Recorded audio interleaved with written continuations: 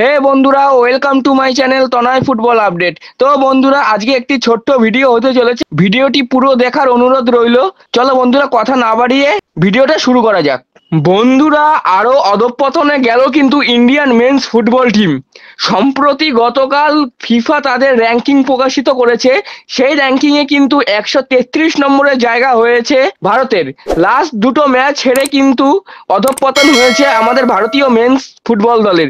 তো দেখা যাক আগামীতে যেই কোচই আসুক না কেন, সে দেশীয় কোচ হোক বা বিদেশি, এই টিমকে নিয়ে কোনো রকম হাল ফেরাতে পারে কিনা। তো বন্ধুরা, এই ফিফার প্রকাশিত সূচিতে তোমাদের কি মতামত আছে অবশ্যই কিন্তু সেটা কমেন্ট করে জানাও।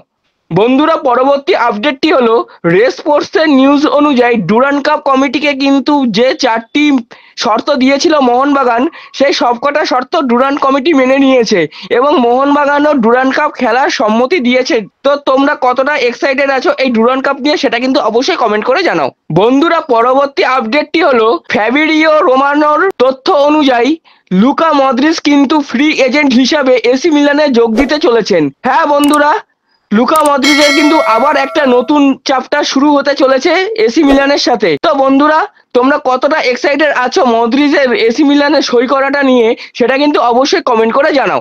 বন্ধুরা, এই ছিল আজকের আপডেট। যদি ভিডিওটা ভালো লেগে থাকে তাহলে লাইক, কমেন্ট, শেয়ার করো এবং চ্যানেলটা অবশ্যই সাবস্ক্রাইব করো এবং আমার ফেসবুক পেজ ও ইনস্টাগ্রাম আইডিটা ফলো করে রাখো সবার আগে আপডেটগুলি পাওয়ার জন্য। জয় হিন্দ, জয় ভারত।